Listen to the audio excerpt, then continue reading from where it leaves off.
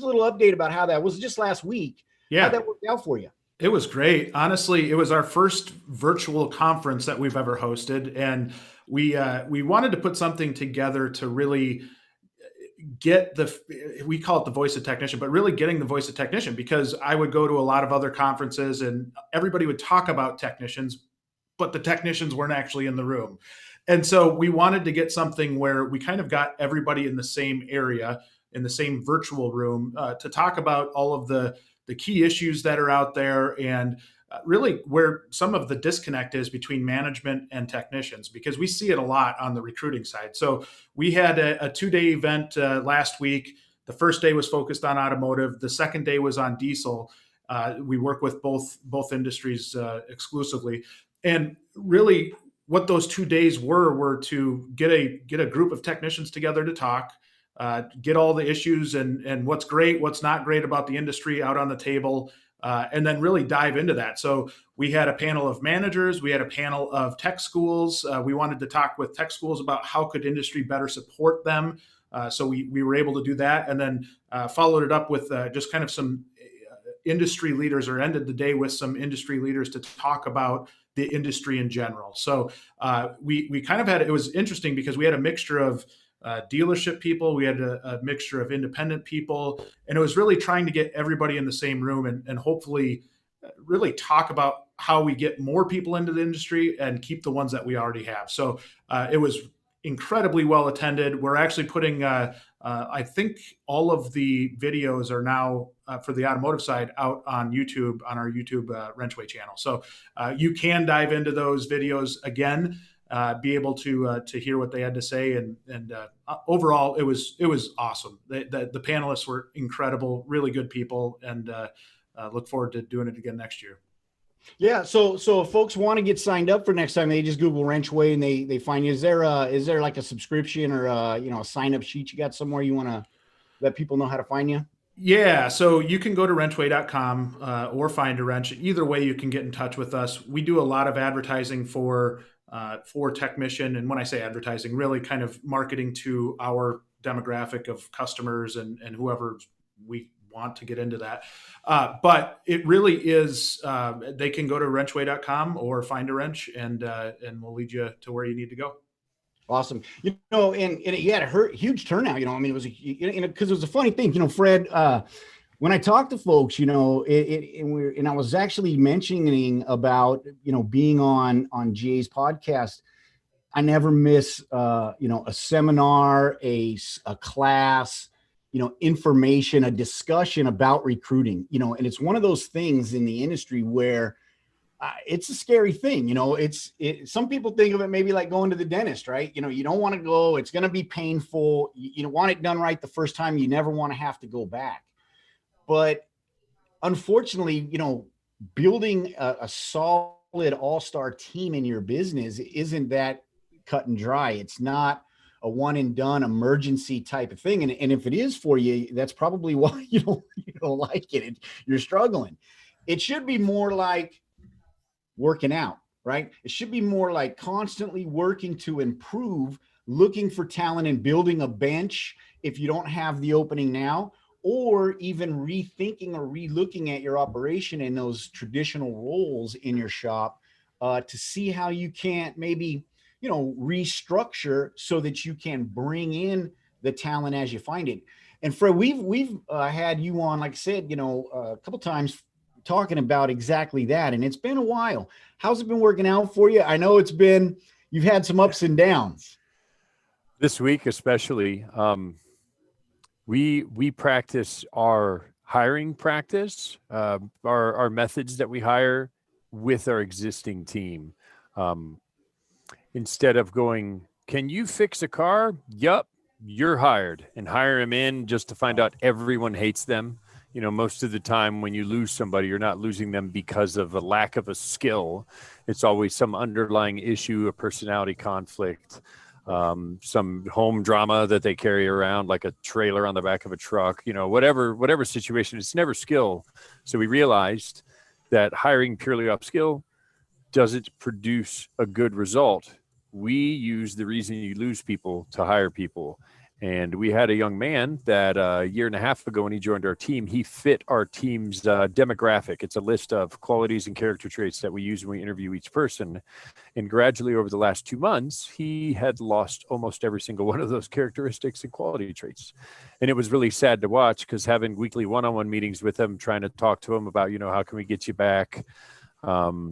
And it ended up where Monday of this week, the young man actually got married on Saturday. It was a really big, he got married a couple months ago, but he had the ceremony on Saturday. We weren't able to do his quarterly review last week, so we did that on Monday. And some of the things that were revealed made it clear to me that there was no improvement coming. There was not a light on the end of the tunnel. I was looking down a well. It was not a tunnel. So I thought about it long and hard, and I re-interviewed him in my head like I was hiring him, and thought I would not hire this guy today I had no way around it. If I had to choose between hiring him and closing my shop, I am not hiring him. So that's what I had to do Tuesday morning. And as crazy as that sounds, when you have a great business culture and someone leaves, that should decimate your team. It really should. But by talking it out with everybody, I did the exact exercise. I said, we're interviewing him right now. Let's talk this out. And amongst the group, we all realized that it was the right thing to do, where today life is a better place. Our culture has improved. Each person has made it a point to come to me and thank me for what I did yesterday. So using that, and this is a learning, like you said, Tom, it's not a one and done. You don't go in, get your root canal, and you're done. No. You're learning how to staff. You're learning how to interview. You're learning how to hire. You're getting better at it. And you're getting better at it while your team is getting better at having a culture. So that's one of the things that happened is he outgrew our culture. I hope he finds a great place to work next, but it's not here. And everyone here agrees that, that's one of the main things we've had on the bench front. I have a couple people trying out for the bench right now. But with our current 3-technician team, we have an A, a B, and a GS, but our GS is on growth hormone and steroids both. So she's actually you don't need a lift, right? He wants to be a C+ by Thanksgiving. Like, that's a voiced goal that's written. So we're definitely striving towards that. So we're getting some lower grade players on the bench right now, so that when we have that demand and we have that need, we have somebody ready to fill that spot. But we want to be ready with a GS and a C-Tech on the bench ready to go. And this is a great time of year for that. Yeah, buddy. Shops are slowing down. People can stay where they're at, but they're becoming unhappy. And to just put out an ad or put out something that cures those pains, that really can attract some top talent that fits your business culture. Wow. So Jay, there's a lot to unpack there, buddy. So I want to kind of get started on, okay, so this is kind of, you hit the nail on the head right away, Fred. And I really appreciate that. That was a fantastic update, and it's not, it's business, that's how business happens. You have to be prepared, right? You have to be prepared for these things, and it's not bad on him, bad on you, bad on whatever. Right. But we can prevent these things. So Jay, what are best practices for vetting somebody? How would you go about talking about, how do we make sure that that's going to be that cultural fit? How do we uncover?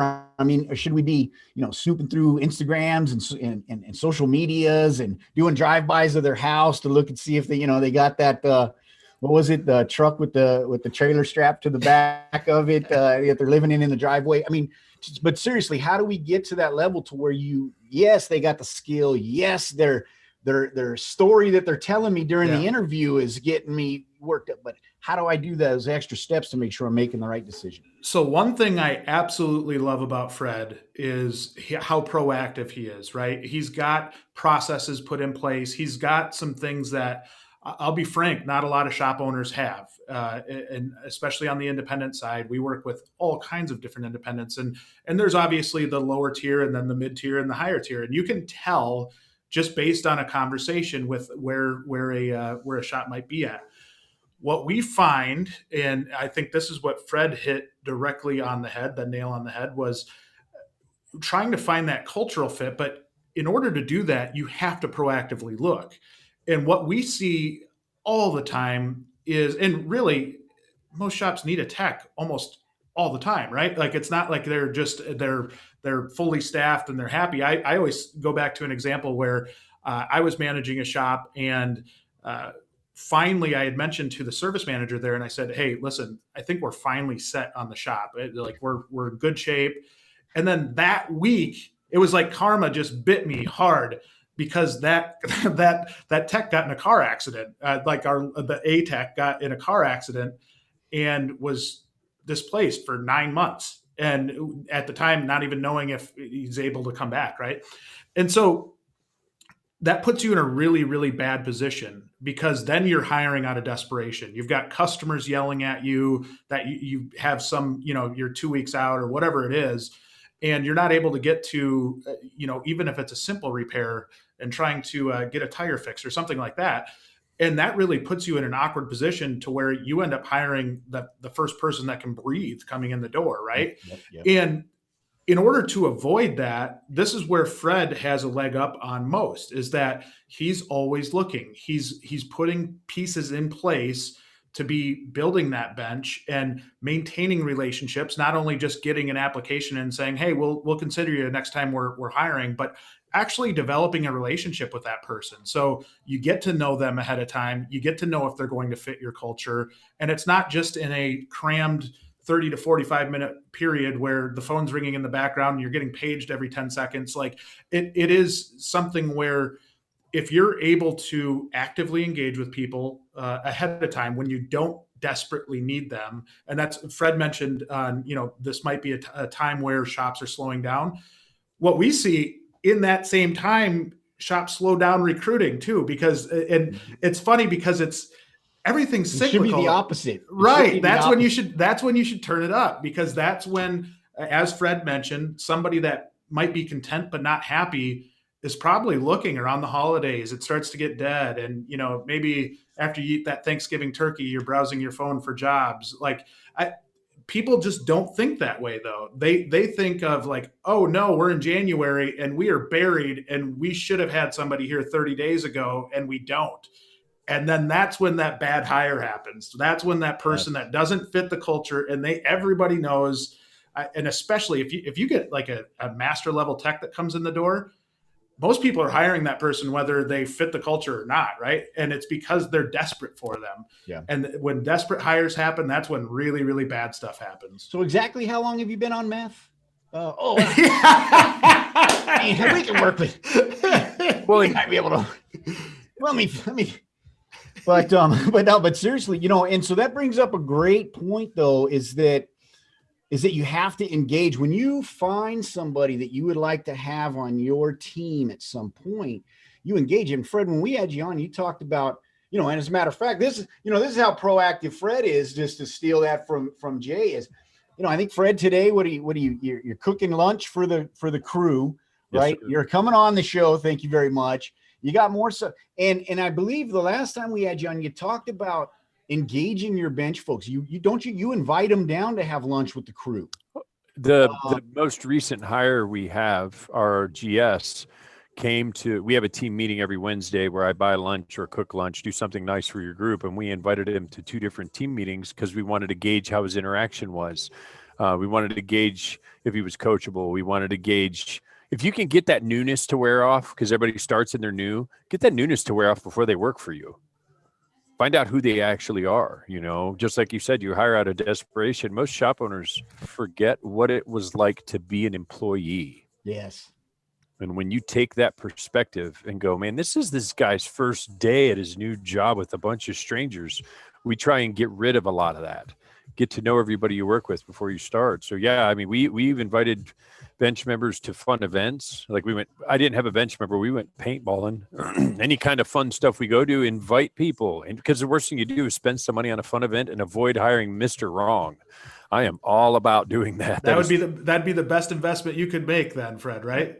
There's no W-2. Yeah. Just that alone. You don't have to send them a letter next year to remind yourself that you employed them for one day. I mean, you've got to try and not look from your perspective. You have to try and look from the new employee's perspective, from the people that work at your shop's perspective, and see what you're doing. Because when you hire that super mechanic that's on meth and you slam him in your shop, everybody's like, what is wrong with the boss? Why did he bring him in here? Yeah. And, and if it does go sideways, well, you can always remember that you got to shoot him in the face with a paintball, at some point. And so, you got Right. that. So you got that memory. So, write that down, folks. I mean, you should take your crew out paintballing. I think it's a genius idea. You get to work out some steam and, you have fun memories. Uwe, let's talk about the digital shop in here, because we've been talking a lot about, rebalance role. We have a lot of shops that are blazing that trail right now. And when it comes to, and I know that from a tech's perspective, you got to have people with the skills and the talents. And I mean, and you guys tell me, because it seems to me that it's becoming more and more difficult. You have to have more and more training and more licenses that you have to pay for, and more of this really complex skill set that I mean, I could see it at some point. If you're trying to work, either we're going to specialize and we're going to work on one line of vehicles and I can afford all the training on that line, or, I'm going to have to kind of farm that out at some point. But from the front counter, we've kind of, through the digital shop, we've been able to open up, I think, opportunities. And if you could talk to us a little bit about how you perceive that. You've done a lot of work and analysis and study and how the front counter interacts, the dynamic between the individuals and also between the motorist in the front counter. And how do you see that digital shop position alleviating some of that stress and worry from a recruiting perspective in a digital shop? Thank you. Yeah. I have a burning question though. Please don't let it burn. Just fire them out. This is the Digital Shop Talk Radio. We're quick on the draw here. So I don't want to. But here's the thing, right? Business books tell you hire always people who are better than you. Yeah. Right. You can write that easily down, and then in practice, it's going to be hard, right?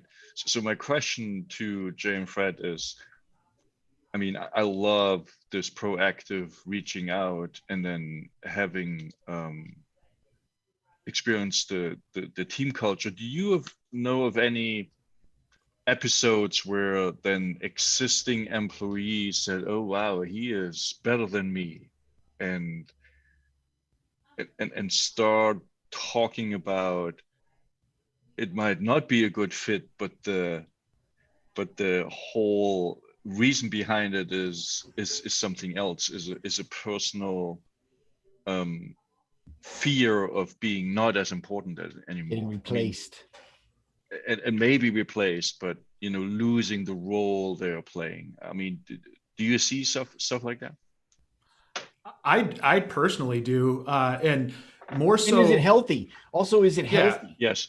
Yeah, I see it more with big companies, in all honesty, than smaller companies, because I think with a small business owner like a Fred, or like anybody that's got a shop with, say, 10 or less techs, they're looking at, like, how do I pay the bills this month and move to the next month, right? Like, it's truly a you want to make your business better regardless. And I think for the most part, the business owner seems secure. Where I see it as different is maybe in a setting where you've got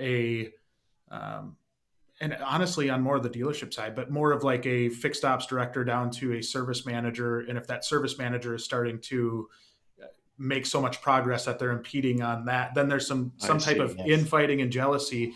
But for the most part, if you're a shop owner and you've got a really, really highly talented service manager, maybe there is a tech that's pushing at you and is really, strong, a strong communicator, a very well organized person, that could push that service manager to be maybe a little bit jealous. But I don't really see, and Fred, I'll let you speak to this more because you're dealing on it on a daily basis. But I don't see the jealousy or that that kind of worry from a owner to a manager level, more that maybe the tech to the manager level. Am I off base there, Fred? No. I think what you said about the big company, small company thing definitely speaks true. Because if you've got a shop with 5 locations and 45 employees, it's much harder to manage the culture. because it can gain its own thing at each store, or you can get little groups of people. When you have a smaller business, like we're under 10 employees, it's very easy to manage the culture. And if your culture promotes growth, if your culture promotes evolution, and if your culture promotes helping the people around you become better, then actually one of your goals is to make those people better than you. So it's welcomed in a smaller environment, because it's easier to manage that culture. I think that's the main factor. Is just today I was talking to my techs and I was like, I'm excited for the day where I don't know what you're talking about. When it's a full electric car with the inverter, whatever, they start talking to, because I'm not taking technician training anymore. I haven't taken technician training in 7 or 8 years because I don't want to do that. And I was just telling them, I look forward to the day where you guys are telling me what's wrong with the car and I just have that blank stare. Like, cool. Glad you figured that out, you know? Like your customer again. But when you get into that bigger shop situation where there's 40 employees, even 20 employees, it can get where, well, I need to know what's going on, and egos get in the way. So between culture management and ego management, I don't know if that's a thing. I think that you could avoid that, but that's something you got to be very complacent of. And as the owner, Uwe knows this, you cannot have an ego in the way. It will be that, only that. Jay knows if your ego's there, it's just a wall to prevent you from going forward. Yeah, you know, it's a big wall. Well, that's been my approach for, building Fine Wrench from the start, is go identify really highly talented people and try to get them on board, right? Because that's, like, for me, I know I'm not going to be all things for everybody, and that there are, I think what I'm really aware of are what my weaknesses are, and then I try to hire into those weaknesses to support that. And that's really been effective for us internally, because there's people that bring different things to the table. And that could be the same thing with technicians, right? If you had a full lineup of just A-level technicians, you're probably not going to have that successful of a business, because one, nobody would ever want to do an oil change. But then two, you're paying so much for an A-level tech as compared to, like, if you're trying to drive margin. I don't know. It's a great question, Uwe. And I think I think a shop would be foolish to do that. But it's also a little change. Old school thinking was different, right? And yeah, you take a certain risk. Okay, let's talk digital shop. 2 episodes coming to mind. One was we got a chat through the autovitals.com website. I don't know how many years ago, where a tech wrote a chat and said, "I quit. My boss now knows everything about me." Right? Oh, I remember that. Yeah. what? And There's the nowhere other to hide. Nowhere to hide. And the other thing was Lindsay Sinopoulou. Maybe she is in the audience. She was last week. She got interviewed about the digital shop, and she said it increased morale of the team. And I'm thinking, I never thought about that. And then through her interview, it made so total sense. Both episodes show the transparency creates an environment in which data rules, right? And not Emotions. Emotions. And, the dog ate my homework is a valid excuse, right? And so I'm curious Fred, how you experience that. If you have a comparison to before the digital shop, after, whether you have some things to share which go in the same direction, where transparency enabled a different way of working. I hate to use a culture. I'm not crutching off culture, but culture is what drives your business forward. So if you have a culture that encourages transparency and just being open, and, like, if you're having a problem at home where you're on the verge of tears, get to work, cry it out, and then go do your job. You don't have to hide stuff. Instead of it doing that for me, where it made the technicians feel like they were exposed, instead it's made it easier to attract the younger generation of techs, where you're not buying bananas that are mushy. You know what I mean? Yeah. I'm not buying something closer to its expiration date. I'm currently the oldest employee at our business, and I'm 44 years old. And I want to stay that way. I mean, I'm not against it, but I don't want to have people retiring while I still need them. So the transparency of it, My technicians all agree they never will go back to paper. They said it's faster, it's easier, it's more efficient. It's so much better to just slam a picture in for what you're doing. And they recently added they come up with ideas. It gives them a creative edge. They take pictures of when they're done. They started taking pictures of all finished repairs so the customer can contrast the old or the new, or they'll put both parts together and take a picture so you can see. I think it's given them another platform that they can express their love for fixing the customer's cars. Yeah. They can express that's why they do what they do. Anyone that tells you it's because of the money, they're lying. It's not the money. They like to take something broken, manipulate it with their hands and show it's fixed. And if they can show that to the customer, you don't have the tech at a dealer that's writing down their tech notes. It's a whole book, and they know the service advisor's typing in fixed car, it's good. There's nothing lost in the translation. They get to put pictures in the customer's phone. They really like to give that information. So your technicians can actually embrace that transparency as a edge that other shops would not have. And that's a retention tool for those technicians also. Can I add something there? Because I think, so when you talk about that digital transformation, one of the things that I really look at as a benefit, and when I say this about technicians, is technicians crave to be seen as professionals big time, right? Like that's something that we talk to a lot of technicians about, and they want to get that respect level, because that ultimately leads to maybe better pay, or just more respect in the industry, so that when you go to your guidance counselor when you're in high school and say you want to go be a technician, the guidance counselor doesn't roll their eyes and say, okay, lost cause, see ya. It's an actual, like, the digital platform, I think, takes that professionalism to the next level, right? And for the technicians that are out there that might be listening to this, I think that's the part that really excites me about this side, is that you're able to take that professionalism to a whole new level. And it's not a handwritten work order, or it's not a handwritten inspection that has oil on it, and just kind of a maybe not as professional appearing to the customer. And that to me is a transformation of the entire industry. I think that's a hugely vital piece of what we're all trying to get to. And so to go back, because to what Uwe said, is that that tech did write in and he said, hey, this isn't for me. I'm used to being I know what I'm doing. I don't need anybody micromanaging me. I don't need anybody, looking over my shoulder, even if you're doing it digitally.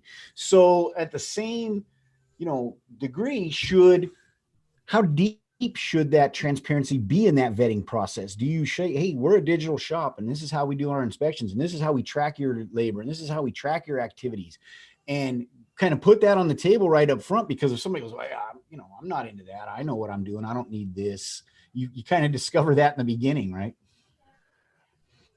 Tom, with us, we have a test work order. I've mentioned it before. I wrote a work order on my mower because you can just do whatever you want to the work order and there's no consequence. So if the techs want to play with something, they can do it. And we add an inspection, and during the interview, we give them an inspection on a tablet and just let them play with it. Like, here, try this, see if you like it.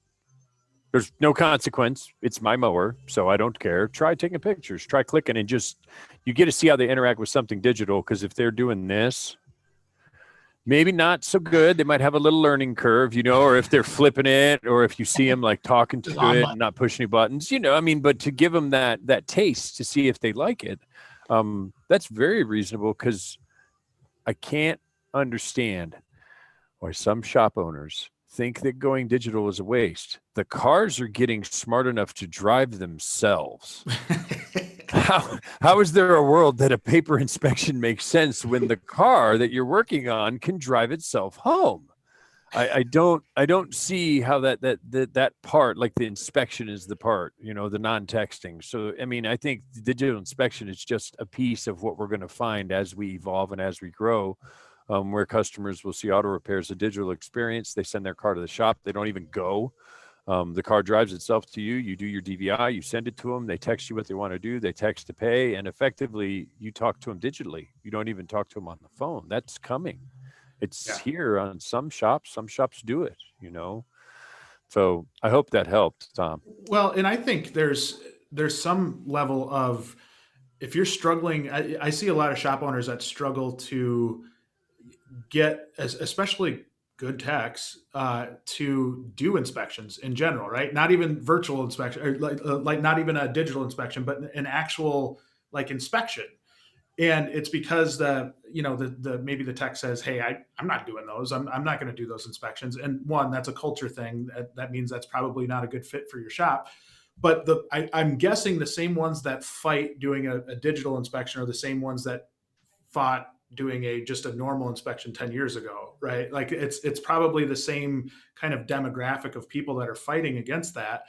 And it is, for techs to just embrace that is such an important piece. And one thing that I would add to what Fred said is they need to understand why it's important to do it, right? And I think in a lot of cases, it's, the manager going out and saying, hey, here's this inspection, you need to do this, it's your job, do it. Rather than sitting down with them and saying, why do we do these inspections, and really understanding what the value is to the customer and the safety of the customer, but then the business of what you're doing there. And so it doesn't seem like, hey, I'm doing this inspection so that we can oversell everything that's on the car. That's not the intent. The intent is to keep them safe, right? So I think understanding the why is such an important piece of what the technician's role is in the shop. And that's not just this part, like inspections or anything like that, but the why you're making them do stuff in general is a huge management advantage. Yeah, and if I may, I mean, Sure. one of the things we encountered, and I don't know how much hair I lost over it, there's not much left, was technicians wouldn't do an inspection, and we heard the story, right? Yeah, they're not getting paid for it. But I couldn't believe this is the whole truth, right? And then we tried to go into, almost anthropological studies of what's going on in the shop, and discover there's kind of a dependency. It was about pencil whipping, right? How is pencil whipping coming about? And there is a dynamic between service advisor and technician that if one side is not doing what they're supposed to, a trust issue can arise, right? If a service advisor doesn't put every finding on an estimate because they're short on time or don't believe they can sell it, right? Then a technician says after the third time, why should I put the work in? Or the clever ones say, oh, so let me find out what he can sell especially well and check that for every car, right? And so now with the digital ability to measure that there should be also for recruiting of techs, they have now a huge impact, bigger than before, on what's being presented to the customer. That's new, right? That didn't exist before. And that should be not only a booster of morale, but also of pride, as you said, about creating something and fixing something. Am I off? Well, and also, and let me ask you too, to add to that is, do you run into where, the tech doesn't want to do that inspection because, hey, that's what the C-techs do, or the shop that I kind of started in, there was a progression and I've been promoted. Inspections isn't my thing anymore. Do you run into that also? Is that, kind of a roadblock, especially when you're transitioning from a different, you hire somebody out of a different shop?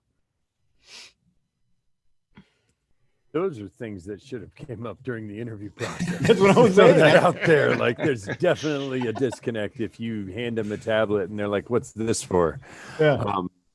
I mean, we're very up. I did have a technician in the past that he said the words, "I feel like if I do another inspection, I'm going to blow my own brains out." And he said that. He sat there and said that, and I'm like, "Well, that sounds like you don't want to be here anymore." And he's like, "No, I'm done," and he left. And that said to me, you know what? All the technicians, all the advisors, as they interview, need to know we're an inspection-based company. Our technicians do the inspection not only because they know that they owe it to the customer, but they know that customer's trusting them to tell them about their car as a whole so that they can have that whole vehicle view. But yeah, when the ego is a very dangerous thing. Egos do more damage than they do good, but all of us have one. We just don't know what to do with it. We just You got to find that out in that vetting process. Hey, real quick, also, Fred, Barry Ireland's asking, are you paying your techs to do the inspections? We do pay them by selling work off of it. We also pay them we have our pay as a hourly with a progressive flat rate. So it's not pure flat rate, but no, I do not give flat rate time for inspections. About a month ago, we had a meeting and I asked, are you guys okay that we're not giving flat rate time for inspections? And they're like, it takes 20 minutes. They're like, it takes 20 minutes and sells 2.5 hours per car. They're like, it's fine. And we also add 22% across the board to all labor times for Rust, because Ohio, and it gets back some of your inspection time and little added freebies that you do for customers. So we do have different ways, but we don't put 0.3 on the inspection line because that creates a whole set of problems. People think if I pay my techs, I'll get good inspections. It does happen sometimes, but now I paid you to do this. You need to do better. It causes a whole nother set of problems that a lot of people haven't thought about, and you will never get that back. If you pay for inspections, you will never get back to not paying for inspections. Yeah. Does that answer, Tom? Yeah, thank you. It's an incredible thing because could you imagine, a doctor didn't do an inspection, right? I pay my doctor for inspections. Well, but here I pay my doctor for an inspection every year, Tom. I'm sure Jay does. I'm sure Uva does. And because I pay my doctor for an inspection, he gets paid for it. So for the person that messaged in, are you charging your customers for the inspections?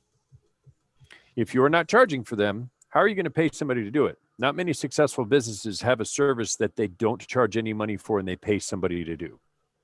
So that's the no-brainer to me right there. Yeah, and Carlos showroom over here is yelling at me, and so I just wanted to add his his knowledge isn't everything, right? Nothing is worse than an employee with an unpredictable attitude. You can improve, change, and teach skills, but you cannot change the personalities. And he says that at his shop they hire on the personality, right? We positive attitude, easygoing individuals. In the long run, if they fit the culture and the way they do business, they'll stay and become part of the family. And so, and that is kind of in the nutshell of what we're talking about here is really, even if you're, make your vetting process. I mean, when you go into larger organizations or, you're outside of the automotive industry, you might have 2-3 interviews. You might have a group interview where you interview with the initial person and you come in and you interview with the whole team you're going to be working with. And that's similar to, inviting them over to get shot in the face by the paintball day that Fred just, I told you he's outside of the box thinker. But how do you incorporate that, Jay, right? How do we bring that in as a regular process thing so that we don't forget to do it here and we remember to do it here? What do you recommend to folks to have that kind of a really bulletproof process as far as it comes to vetting, as far as it comes to discovering the cultural fit, and then really ramp up in training, right? How do you get them in? And Uva, if you could follow up also on that, because I think that's where the digital shop really, again, brings in a component that allows you to can that ramp up, at least from the, inspection and workflow management operational perspective, to make sure that they're right fit before you hire. Jay? Yeah. So I think the primary issue that I see is the want to do it in the first place, right? So you hear a lot of even from us or from whoever, like proactive recruiting, and yet so few do it. And it's, we can point to a process, we can point to anything, but I think the general want to do it and really want to put a process in place and want to follow that process and have the discipline to follow that process is huge. Now, I will say one of the things that when we talk processes and we talk about getting somebody in the door, I'm a big fan of what Fred does and has them in with the team and talks with them. I've suggested more of going to dinner with that individual. So if I think in Dave Ramsey's book, Entre Leadership, he talks about that, where he says, not only do you get to know the tech or the possible employee, you get to know the spouse, and that can play as big a role in somebody's work and how much pride they take in their work, and how much mentally they're there. Because if they're battling a whole bunch of stuff at home, you're going to have a lot of issues on your hands, and that could be showing up late to work. That could be, it's a variety of different things. But if their brain's not there, they're not going to be there. And so, I think that's great advice from the start of, if you're getting serious with somebody and you want to learn more about them, sitting down with them and going, go have dinner with them, have their wife or husband, if it's a female tech, come in with them, and you can learn a lot about that individual through that type of conversation, how they interact. Fred, go ahead. The way we call it the family interview, and the way that we segue, because when I started doing that, people's spouses freaked out. They're like, I don't want to mess this job up for you. And and that's a lot of pressure because it's unheard of. So we call it the family interview. And I present it as, this is your spouse's opportunity to interview me, because I want to make sure the boss at home is okay. And in the case where someone's not married or whatever, the number one person in your life, when you have a great day, the person you celebrate with; when you have a bad day, the person you go to. My lead tech, I interviewed with his sister. So that's the segue, because people are like, I'm not going to talk these people into bringing their wife in for dinner. Let the spouse pick where, let the spouse pick when, and let them interview you. And you get to see the two people, how they interact, who's in charge of who. If there's constant clashing during dinner, that might be a red flag. So I just wanted to give that to you, Jay, as a way that we overcame the hesitation, because I've had spouses say they don't want to go. Yeah. That's brilliant. Yeah. That's why you subscribe to the Digital Shop Talk Radio, because you don't want to miss an episode, because, we get people in here that know stuff. And that is a fabulous piece of advice right there, Fred. I think a lot of people are probably scribbling that down on a piece of paper and about to implement that. Interview me, and like you said, put them on where they're comfortable, let them pick the turf, and you come in, and boy, because if that sends a message that we're looking at a long-term relationship here, and you better be too. Yes, exactly. And I exchange phone numbers with that person during that interview and be like, hey, if you need to talk to me, I'm not just a fictitious person that you hear your husband's complaining about and praising about, and you're all confused. I'm now a real person that you can contact at any time. And getting a link where your work team and your home team have at least an open channel of communication. I've had that avoid a couple catastrophes just because someone had a bad morning, nothing went their way. And I get a text from the wife like, they're kind of on the rampage today. I'm just giving you the heads up. And it's nice to at least know what you're walking into. And yeah, I've called the wife on the way to work and be like, give me some advice, girl. I don't know what to do if dude's tripping. Like, give me some ideas, because this is your man. I've got him all day, and it's good because that lets you know you're in for the long term. Bill Connor real quick's asking, what do you do if they pick a place where they don't serve cow? No steak on a stick. What? Where's this place? Where would this be? Bring a burger with you. There's so many options. Bring your own stick, right, Fred? Yes. Yeah. Tofu on a stick. Yeah. No, that's brilliant. That's brilliant. And it's funny too, because Bill and Carlos actually posted almost the exact same thing, right? It's shop culture. It's their job to get that inspection done. Carlos says, they have the A and the C techs doing the inspections there. Because it is where they really said it's our job to give the complete and status of that vehicle to the customer. It's really about the customer. It's about what you deliver to the customer, not about who does it and how. It's a great idea to have that checks and balances in there between the A and the C tech, so that you make sure it's comprehensive and you can, get them to do it right the first time.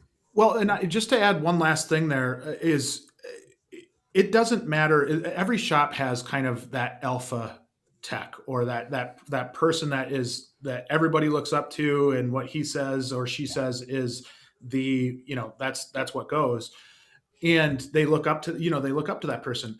If that person doesn't create a great culture, and that goes for inspections, that goes for anything, you're going to have one heck of a hard time getting the rest of the shop to buy in. So when we talk culture, that is maybe the most important hire in a shop, not just from a technical standpoint, but how everybody else is going to follow something as simple as an inspection, or something, picking up a broom and sweeping the floor if nothing's going on.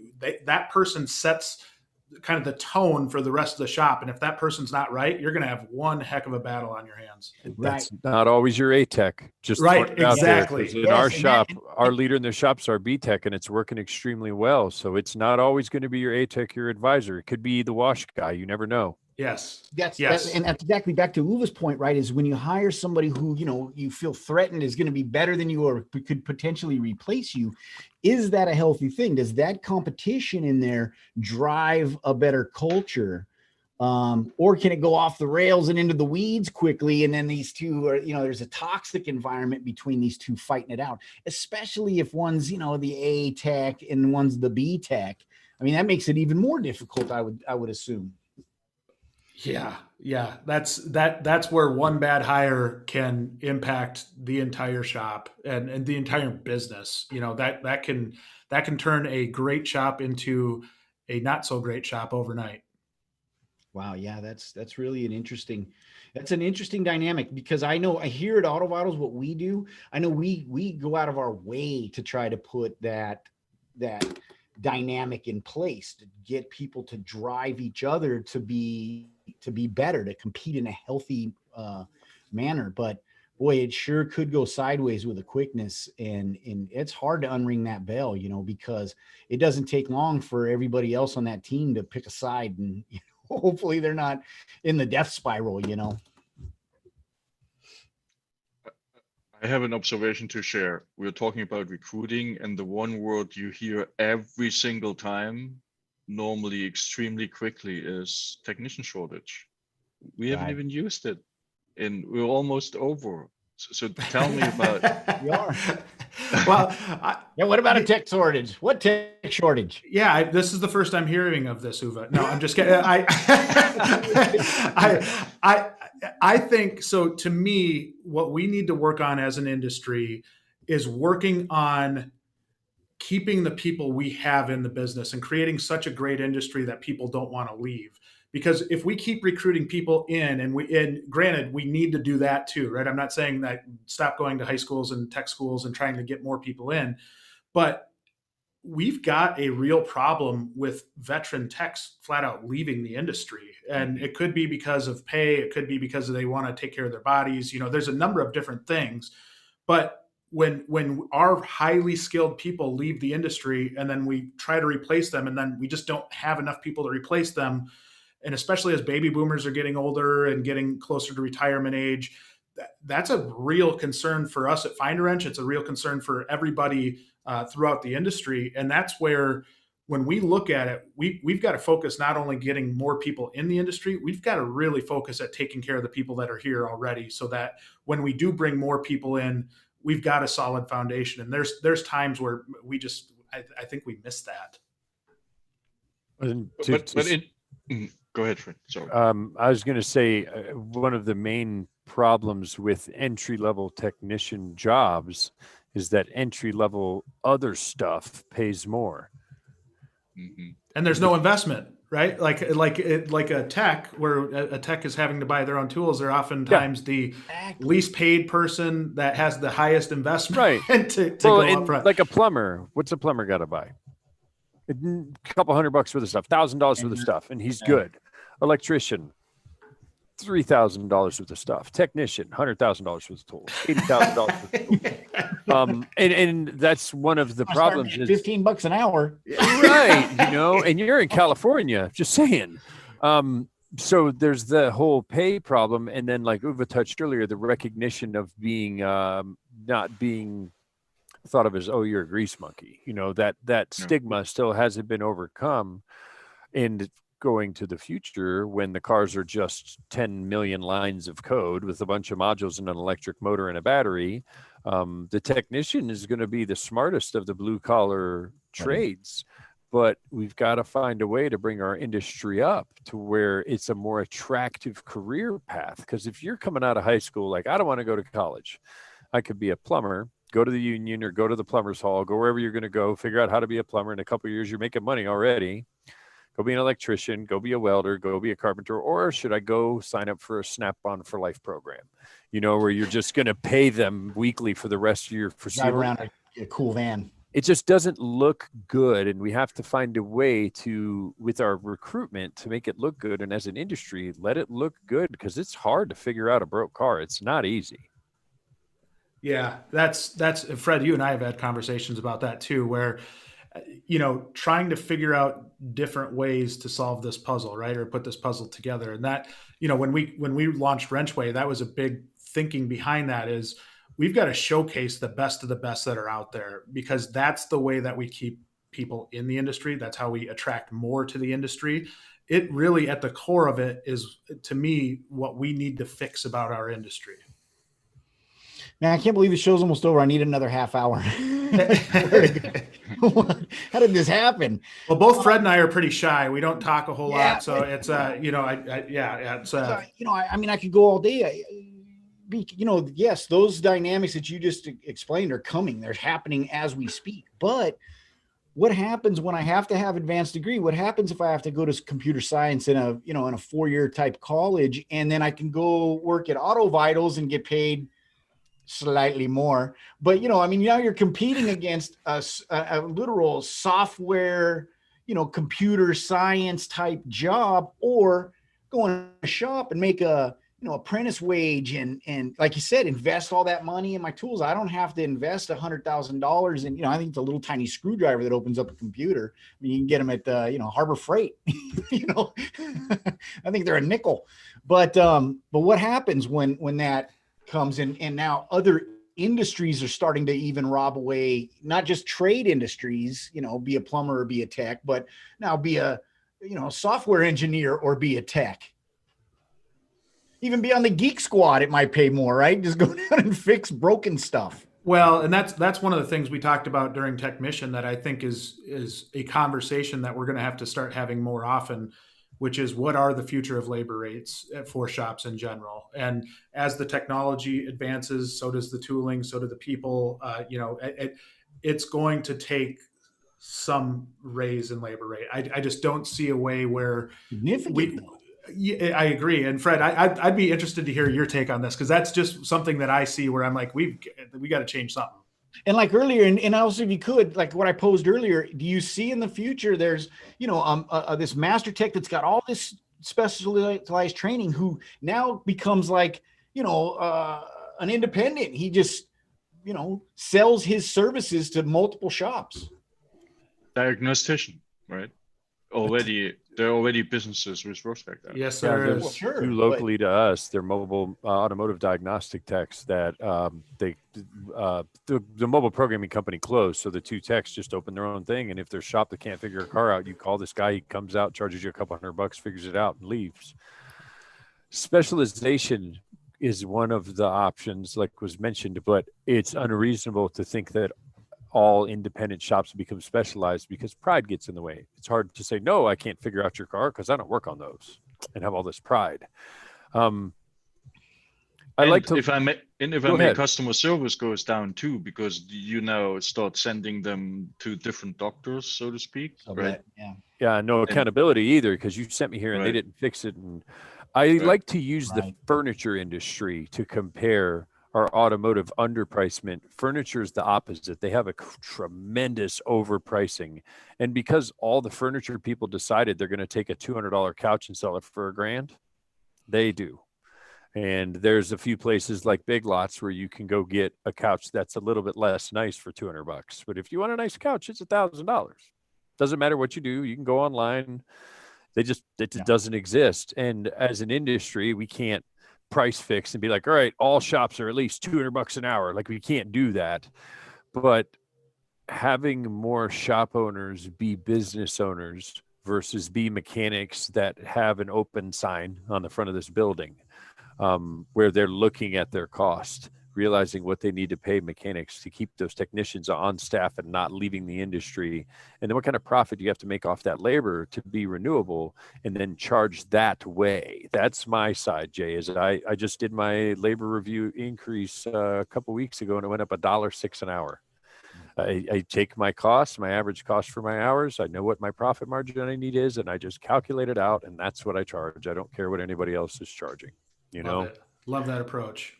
it's hard. It's hard because you'd be scared when you see the across the street from me is a shop that charges $40 to do a check engine light, and our shop's $152. I don't care. You have to stop caring what everybody else is doing and do what's the right thing. And just do what you do really, really well, right? And that's when you do that, you can charge, and people will still come. Like that's what I hope people get out of this. Yeah. You don't pay for a piece of beef at Ruth Chris $150 because it's such good beef. It's not. It's not that. You know, you get a burger at Red Robin, a burger at McDonald's. It's beef. It's ground up cow. It doesn't matter how you look at it.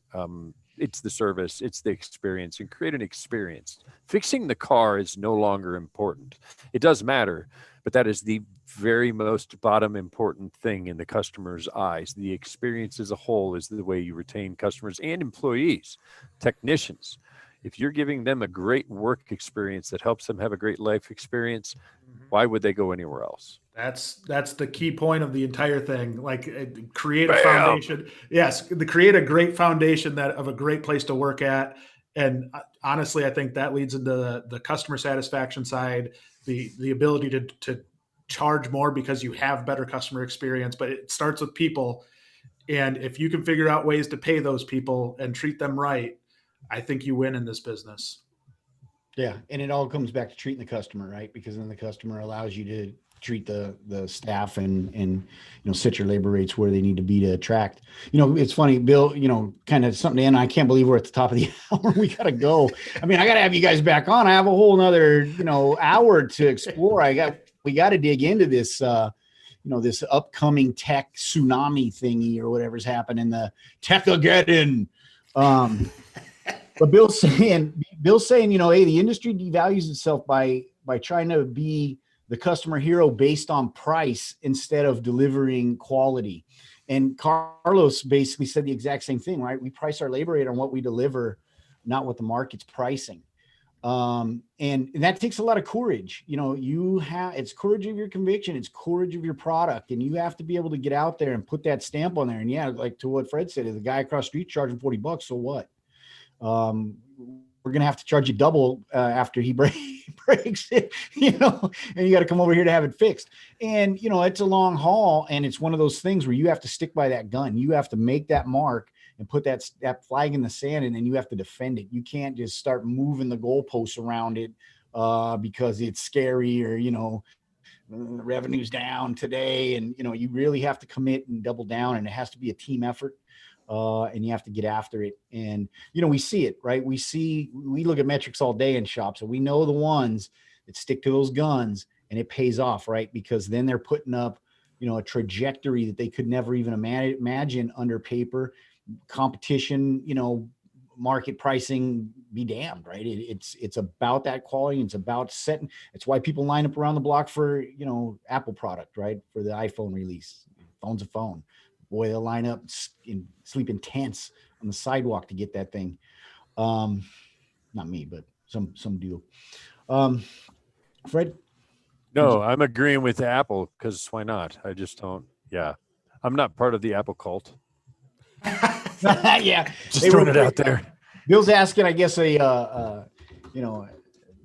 operational question. Did you test the voice to text on your PC? I did, but Bill, I need to train. Who's the lady in the Windows-based PC? Cortana? I have not trained Cortana because my voice is the anti-talk to text. My Google Assistant knows what to do, but I have not trained Cortana to hear my voice. So it does work, but Bill shared with me Windows and the H key turns any Windows 10 computer into voice to text. Coolest thing in the world. Didn't know that. And it's a toggle on and off. You don't hold it. You click Windows H and it pops up with the window, and you just you talk and it all comes out, and you hit Windows H. So you must train Cortana if your voice sounds like this, though. So Uwe, if you decide to get rid of all Apple products in your life and go to Windows, you'll have to train Cortana. Look, I had that conversion, the faith conversion already. I don't think I'm going to go back. Oh, you're off of Apple? No. Oh. Never.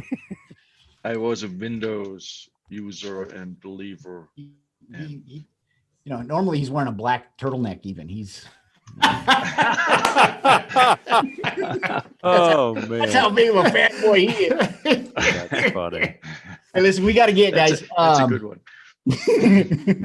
Got to get. But before we go, I just want to. Tomorrow is the Digital Shop Summit. So if you're not registered, get over to the digitalshopsummit.com. Get registered. We're having a all-day breakouts. Great. You don't want to catch mine specifically. I think I'm at 10:45 or something like that.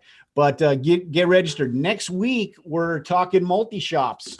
We've got Fred Haynes coming on. We've got JR Luna coming on to talk about, one guy's an independent and he's kicking butt through COVID, opening, and expanding his business. The other guy comes from the franchise side, Honest One, and kind of would be a great dynamic on how they both approach that, how the digital shop allows them to clone themselves pretty much, right? Through and be able to wrangle all those kittens, herding them kittens when you're talking about multi-shop management. So same time, same place, 10 a.m. Pacific, 1 p.m. Eastern.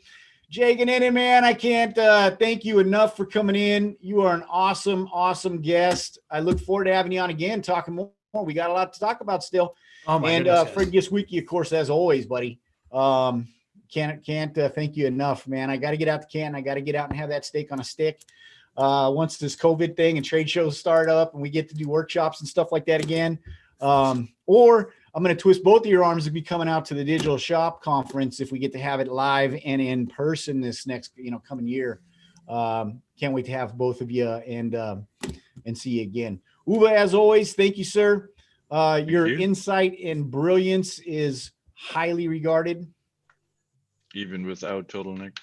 Even without your black turtleneck. I know you'll put it on after the episode, and I don't shame you for that. I think everybody. He's just got like the priest thing where he puts it back on like yeah. There's a little paper towel there real quick. What? It's October. It's Halloween. What? All right. Thanks everybody for tuning in. I know you learned a lot of stuff. Send us your ideas. Come on the show and talk about your success. We'd love to have you on. Till next Wednesday, get out there and make some more money in 2020. We still got some more weeks left. Thank you, guys. Yeah, thank you. Thanks. That was awesome. That was a great show. I can't believe how fast it went.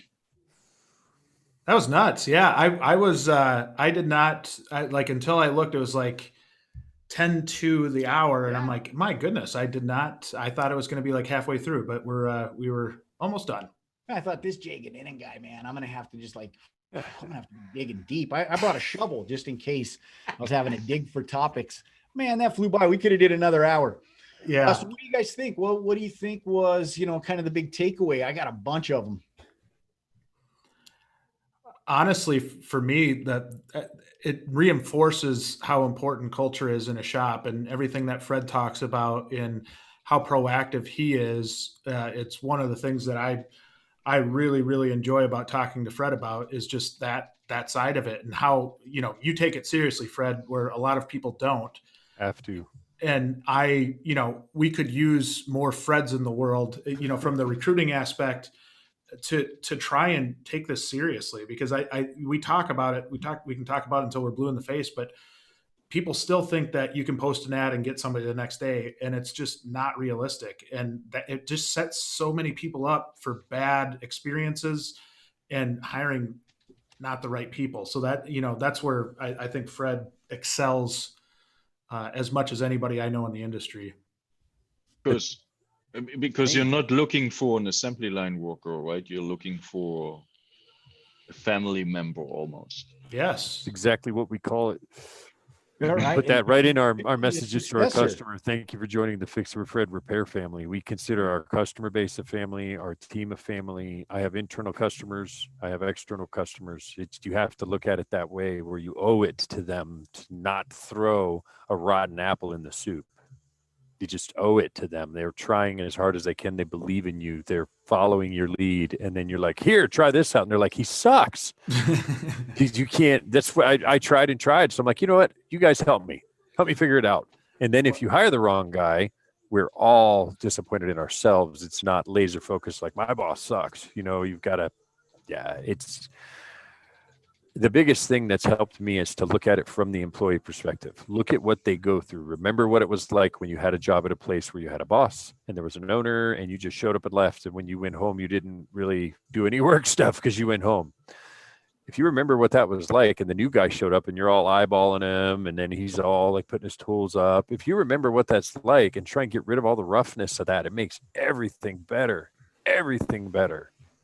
Well, and it takes away just the general awkwardness. We were just talking about that. We've got a couple new people starting next week for Find a Wrench, and that was like one of the things we talked about is just how do we get them ingrained in who we are right off the bat, so that it's not awkward that first day when they come in, they don't feel uncomfortable, and that you hit on an interesting point there too, Fred, during the conversation was. When you have a strong culture and you bring somebody in that's not going to fit that culture, it's really evident really, really fast. And that's when you've got a great culture, right? Is when you've got that strong foundation, that strong base, and somebody comes in and they just flat out don't fit it. It's evident fast. Right.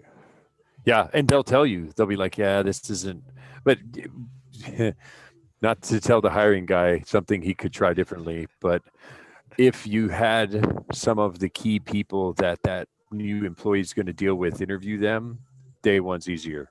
Yes. And walk away. Let them interview them without you there. Like, here's my team. They'll come get me when you're done, and just leave. Yes. And let them interact with you not there. And then as soon as it's over, grab your team members, pull them outside, pull them in the office and be like, tell me what you like, tell me what you don't like, and just get them to puke it all on you. And then the next day they'll talk it out and they'll figure it out. And then day one is easy because you're not like, what's that guy's name? What does he do? Everyone knows each other. So day one, every employee we've hired in the last year and a half has told me day one was unlike anything they've ever had because they already knew. There was no unknown. They weren't nervous. They didn't make those first day jitter mistakes. It gets rid of all that. So try. That's why you're the man, Fred. Like I genuinely wish we could push other owners to do that. Like that. It's kind of like trying to push a wall sometimes and trying to get people to buy into that. And it's not just like some BS that we're trying to sell something. It's truly like, this can impact your business in such a huge way.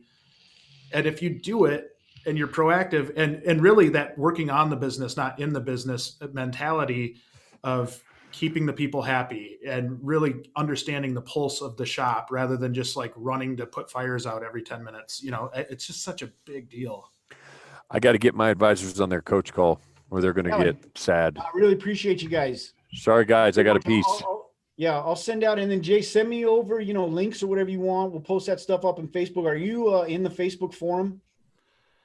I'm trying to think. I don't think I am, Tom. We'll get over there and check it out. Just, go on Facebook and just search for Digital Shop Talk or Auto Vitals digital. And you told me about that during the podcast. I got to get on there. Yes. Yeah. I need to do that. Give me over some stuff and I'll post because I'm going to, get the recordings. Doesn't put the link in chat.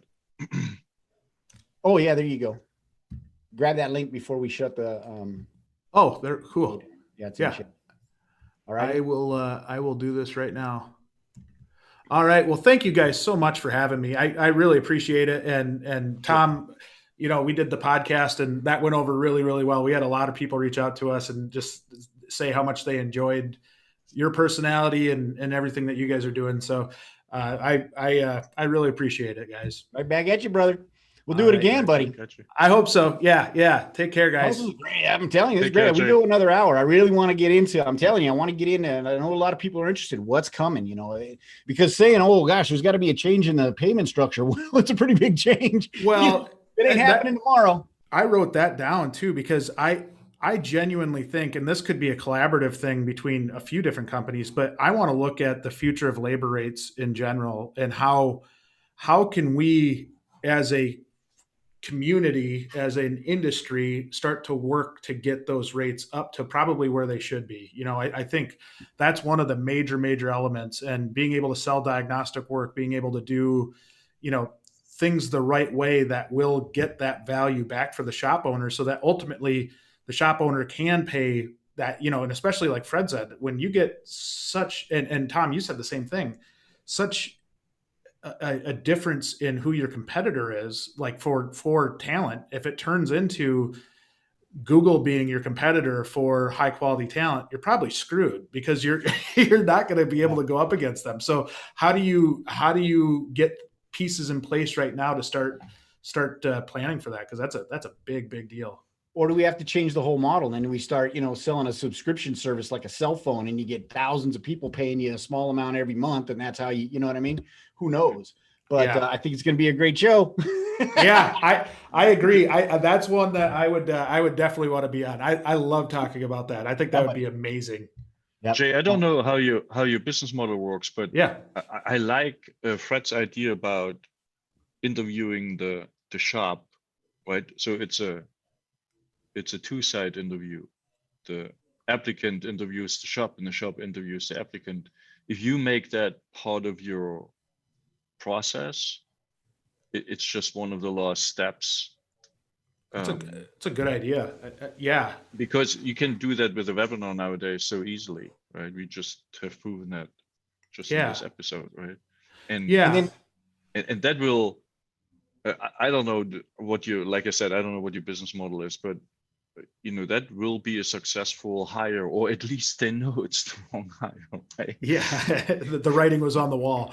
The writing was on the wall. Also, to you is think about how we facilitate that. How maybe there's a digital shop app, right? That prospective hire downloads, and we vet through that app. We run a demo inspection. We set some expectations. We do some other touches and vetting through that to set that expectation.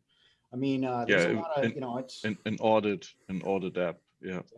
Yeah. I love that thinking, Uwe. And that's very much, we talk about it a lot, and it's more probably from an educational standpoint, or we're trying to educate shops on how to interview, how to, choose the right employee, and not just choose somebody because they're a good tech, but that they have to be a good fit. And the same thing is if shop owners right now think that it's a one-sided interview, they're wrong, because that tech has the tech has a lot more options than the shop does, right? Like in terms of a tech, like where a tech is going to work at.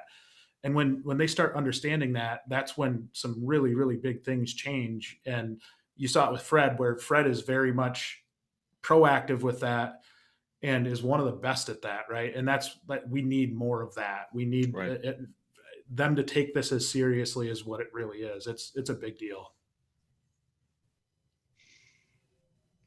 we need more technicians and more digital shop summits. We do. I agree. And we need more of the, ASAs and the, kind of the AASE, kind of carving that path. They're the 300-pound or 1,000-pound gorillas or whatever it is in the room, So, we could talk about it till we're blue in the face, but we really need an industry-wide, momentum in preparation of this, and kind of clearing the path to make the transition. Yeah. Because, that's a big Band-Aid to try to rip off overnight. I'll tell you what. Right. Yeah. And it's not going to happen with just one company either. I mean, that's the thing we talk about with Find a Wrench, is that if any customer just fully expects, like, here, I'm going to hand it to you guys, and you guys are going to take it over and just supply me with a whole bunch of technicians, we're like, you're not getting it. Like, this is a partnership. This is a team effort. And it's, we've got to change some things. And that's hopefully what we're doing. That's what Technician was such a big deal for us was, and we had a ton of people show up for that. That was awesome. Yeah, it was packed. It was awesome. You did a great job, buddy. It was great. Oh man, that's the cool stuff, Tom, that you and I talked about, that I think there's a lot of collaborative, areas that we could work together on. And I don't know. I think the world of what you guys are doing. I think you guys are doing an awesome job. And actually, it was funny. I saw, and I think he might still be on. my dad's service manager is on here, and I know they were kind of looking at Auto Vitals, and I said, hey, you know what? I'm doing a thing with those guys, and I think I don't know. I told them that a few weeks ago. So, but yeah, no, that's pretty cool. Yeah, I'm thinking if, techs are first and foremost problem solvers, just like a lot of software engineers, right? If we had over time built up a library of the greatest problems that tech solves on a day-to-day basis and how they did it, that might be a good advertising for the job. I 100% agree. I 100% agree. And we have so many pictures and stuff from jobs and analysis and diagnostic. Maybe I have to think about that. But I get what you're saying, Uwe. Like you're showcasing how smart these guys are. Yes. Exactly. Yes, that's what we're doing this top schools thing too. So we have top shops and top schools on the Wrenchway side. We're going to give the